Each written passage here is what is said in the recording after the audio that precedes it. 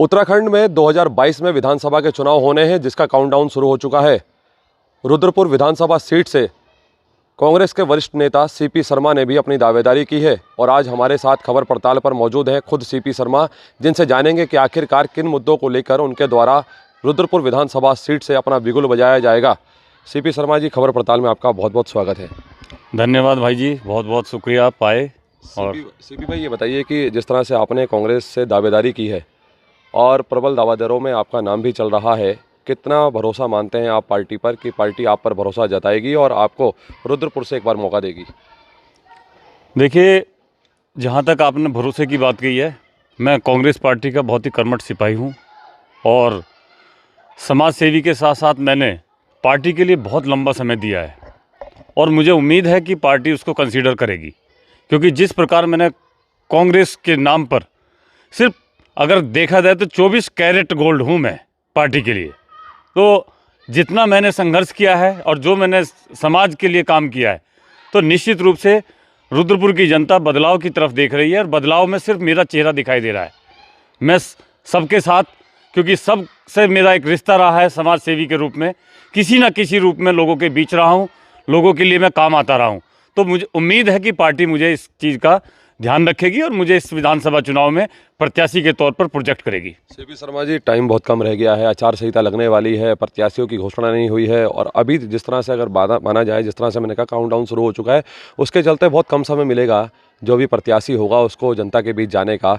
तो उस कम समय में को कैसे आप लोग जो है इसका सदुपयोग कर पाएंगे? नहीं, बिल्कुल आपकी बात सही है कि अभी प्रत्याशी चयन प्रक्रिया हमारी लास्ट मोमेंट में चल रही है। आज भी हमारी स्क्रीनिंग कमेटी की प्रभारी देवेंद्र यादव जी दिल्ली में मीटिंग ले रहे हैं, प्रीतम सिंह जी भी और हरीश रावत जी, सारे हमारे वरिष्ठ नेता उसमें आज फाइनल दौर में है। कुछ अभी जैसा कि हमें आप लोगों के माध्यम से जानकारी मिली है कि कुछ 40-45 सीट पर हमारे प्रत्याशी फाइनल हो चुके हैं और बाकी जल्दी आपके सामने सारा कुछ होगा कि मुश्किल से 10 दिन हफ्ते भर के अंदर सारी तस्वीर क्लियर हो जाएगी। बड़ी विधानसभा रुद्रपुर है, इस पूरी बड़ी विधानसभा में डोर टू डोर कैसे आप लोग जा पाएंगे? बिल्कुल, हमारा चेहरा वैसे ही जाना पहचाना है, कोई नए नहीं है अपनी विधानसभा के लिए। हमारे काम, हमारे समाज सेवा के रूप में जो हमने लोगों के बीच में अपने संपर्क किया है, जो लोगों के लिए काम किया है, तो उसकी पहचान निश्चित रूप से शहर के विधानसभा के अंदर है हमारी।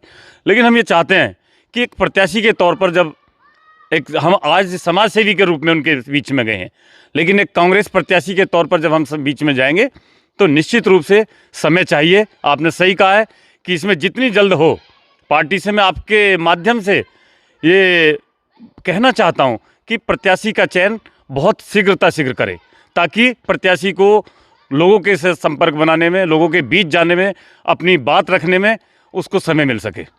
बीजेपी के विधायक राजकुमार ठुकराल कहते हैं कि आज तक मैं कोई चुनाव हारा नहीं और उनके हाथ में वो कहते हैं कि मेरे हाथ में राजयोग है। और पिछले अगर 2 विधानसभा चुनाव की रुद्रपुर में बात करें तो सबसे दिग्गज नेता तिलकराज भेड़ को 2 बार वो चुनावी मैदान में शिकस्त दे चुके हैं। कितना बड़ा चैलेंज मानते हैं राजकुमार ठुकराल को? देखिए, राजकुमार ठुकराल यहाँ के 2 बार विधायक रहे हैं और छात्र संघ के भी अध्यक्ष रहे हैं, नेता रहे हैं। तो निश्चित रूप से उनकी एक मजबूत पकड़ है क्षेत्र में और भारतीय जनता पार्टी का उस समय लहर थी, तो लहर में वो भी अपना चलते रहे। लेकिन आज परिस्थितियां बदल चुकी हैं। उन्होंने इस क्षेत्र के लिए जो इस शहर की जनता ने, विधानसभा ने उनको इतना अच्छा मौका दिया, लेकिन वो उस पर खरा नहीं उतर पाए। उन्होंने कोई ऐसा काम, कोई ऐसी उपलब्धि उनके नाम नहीं रही 10 सालों में जिसके बलबूते वो लोगों के बीच में जाके कहें कि आप मुझे दोबारा चुनिए। आज रुद्रपुर के लोग नया चेहरा, नई चीज़ कांग्रेस पार्टी की तरफ देख रहे हैं कि 10 साल विधायक जी को दिए, लेकिन उन 10 सालों का अगर लेखा जोखा उनका हिसाब मांगा जाए तो शायद 0 है। तो अभी भी वो निजुल के मामले को लेके खड़े होते हैं, उसके अलावा उनके पास कुछ होता नहीं है। और निजुल का मामला ठीक है, एक मुद्दा है, लेकिन वो जीवन डे टू डे जो जीवन में कठिनाइयाँ आ रही हैं, जो लोग मुसीबत झेलते आ रहे हैं, जो लोग 10 सालों से अपना सब कुछ बर्बाद कर चुके हैं, आज उनका कौन हिसाब देगा? आज आप देखिए कि बाढ़ पीड़ितों के चेक, उनको अभी तक सहायता नहीं मिली है। आज भी वो दर दर की ठोकरें खा रहे हैं, दर दर की भटक रहे हैं। और आगे की कोई योजना नहीं है। अगर ठीक है बाढ़ आई रुद्रपुर के अंदर, हम कहते हैं कि एक आपदा थी, आपदा का हमने सीख लेनी चाहिए। उसके लिए क्या प्लान है इनके पास में कि उसको आगे से ना आए? जो आपने अलाउंस किया था कि हम उनको सहायता देंगे, आज भी लोगों को सहायता नहीं मिली, आज भी वो कलेक्ट्रेट के तहसीलदार के चक्कर काट रहे हैं। तो स्थिति ये है कि विधायक जी का कहीं अता पता नहीं है, उनका कोई स्टेटमेंट नहीं है। मैं मीडिया के माध्यम से सुनता हूं कि वो निजुल के पेपर लेकर घूम रहे हैं, सिर्फ उनके अलावा, उन पेपरों के अलावा उनके पास कुछ नहीं है। तो मैं यही चाहता हूं कि इसको चहुमुखी विकास की ज़रूरत है रुद्रपुर को, जबकि इतनी बढ़िया विधानसभा और औद्योगिक विधानसभा है, इसमें आप बहुत सारे लोगों की मदद लेके बहुत बेहतर कर सकते थे, लेकिन आपने वो समय खराब कर दिया। वो समय निकल चुका है। अब क्या होता है जब चिड़िया चुग गई खेत। सीपी शर्मा ने दावेदारी की है, इसके साथ ही मीना शर्मा ने दावेदारी की है, संदीप चीमा हैं और कई लोग इस दावेदारी में हैं। सीपी शर्मा को टिकट मिलता है तो क्या मानते हैं कि क्या बाकी लोग जिनको पार्टी जिनको टिकट नहीं देगी, क्या वो सीपी शर्मा को चुनाव लड़वाएंगे या फिर विरोध में खड़े होंगे? देखिए, मैं तो यही कहना चाहता हूँ, आपके माध्यम से अपील करता हूँ राजीव भाई, क्योंकि आपका चैनल बहुत प्रतिष्ठित है रुद्रपुर के लिए, तो खासकर लोग बहुत देखते हैं, क्योंकि आप बेबाकी के बड़े शहंशाह रहे हैं, कुछ भी लिखने में, कुछ बोलने में बड़ा एकदम थ्रू आउट रहता है आपका। और मैं आपके माध्यम से कहना चाहता हूँ कि जितने भी हमारे कांग्रेस के प्रत्याशी हैं, चाहे मीना शर्मा जी हो, चाहे संदीप भाई हो, सब हम एक कांग्रेस परिवार के लोग हैं। और मैं चाहता हूँ कि यदि हमारे तीनों में से पार्टी किसी को भी टिकट देती है, हम उसको मन से लड़ाएंगे। और कांग्रेस को अब प्रत्याशी ना देख के पार्टी को देखना चाहिए। प्रत्याशी तो देखे ही, लेकिन प्रत्याशी के साथ साथ में पार्टी भी जरूरी है, क्योंकि आज कांग्रेस की सरकार बनने जा रही है उत्तराखंड में। तो कांग्रेस की सरकार बने तो विधायक भी कांग्रेस का होगा, तभी रुद्रपुर का चहुमुखी विकास होगा। वरना तो फिर यही होगा कि देहरादून में कोई सरकार है, रुद्रपुर में कोई सरकार है और निगम में कुछ है, तो वो सारी चीज़ें बड़ा मिसमैच वाला मामला हो जाता है। लेकिन दुर्भाग्य है कि भाजपा के शासन में ये मैच हुआ, लेकिन फिर भी रुद्रपुर को कुछ नहीं मिला। आज रुद्रपुर वही बिल्कुल एक ऐसा अभागा शहर हुआ पड़ा है कि जिसका कोई माई बाप नहीं है, कोई नाम लेवा नहीं है। सिर्फ कुछ एक चीज़ को, मुद्दे को लेकर अगर हम राजनीति करते रहें, झूठी राजनीति करके और लोगों को बरगला के तो कुछ भी कहते रहो, उससे कोई फ़र्क नहीं पड़ता। अल्टीमेटली लोगों को विकास चाहिए, लोगों के घर में चूल्हा जले, उनकी रोज़गार मिले, उनको जो है सरकारी सहायता मिले। क्यों कि मैं एक चीज़ मानता हूँ, देखिए, अमीर वर्ग को सरकारी सहायता की ज़्यादा ज़रूरत नहीं होती। रुद्रपुर में गरीब संख्या बहुत है, मजदूरों की संख्या बहुत है, और एक ऐसे लोग हैं जो नौकरी पेशे, दिहाड़ी मजदूर, लेबर, इसकी संख्या बहुतायत है इस विधानसभा पे। मैं चाहता हूं कि उनको सरकारी सहायता मिले, उनको सरकार की योजनाओं का लाभ मिले।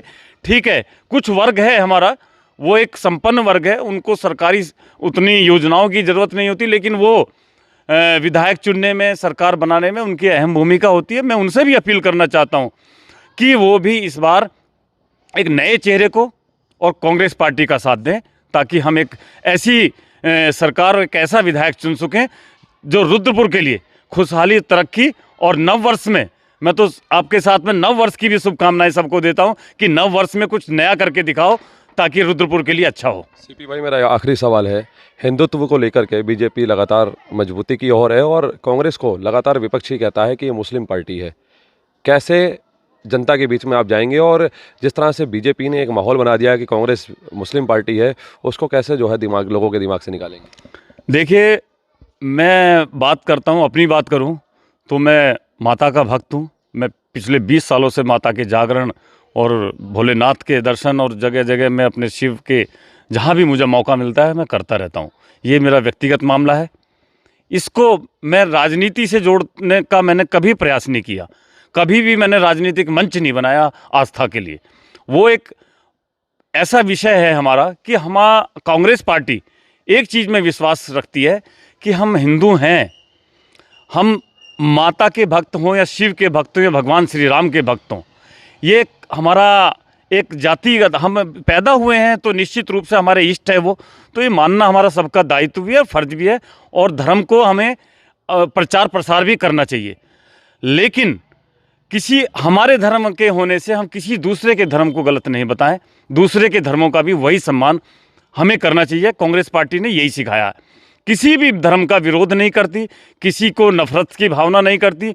भाजपा के लोग धार्मिक उन्माद में लोगों का रोजगार छीन रहे हैं। आज एक बात बताइए कि अगर कोई भी चीज़, ये जो आज बेरोजगारी में है या जो अत्याचार हो रहा है या लोग भुखमरी के कगार पे, ये सब भगवान श्री राम के ही तो बच्चे हैं, भगवान कृष्ण के ही तो बच्चे हैं, माता उस शिव के तो हम बच्चे हैं जो आज वो भोग रहे हैं आज इनकी करतूतों से। तो इसमें अगर ये एक तरफ ये करके अगर भूखा मारने का काम कर रही है समाज को, तो ये धार्मिक उन्मादी मैं कहूँगा कि गाय के नाम पर अगर किसी को, इंसान को मार दो, तो ये मैं समझता हूँ अच्छा नहीं है। भाजपा कह रही है अब की बार 60 पार, कांग्रेस क्या कह रही है? इनके तो जुमले हैं, अभी जुमले इनके पश्चिम बंगाल में भी हुए, हिमाचल में भी हुए।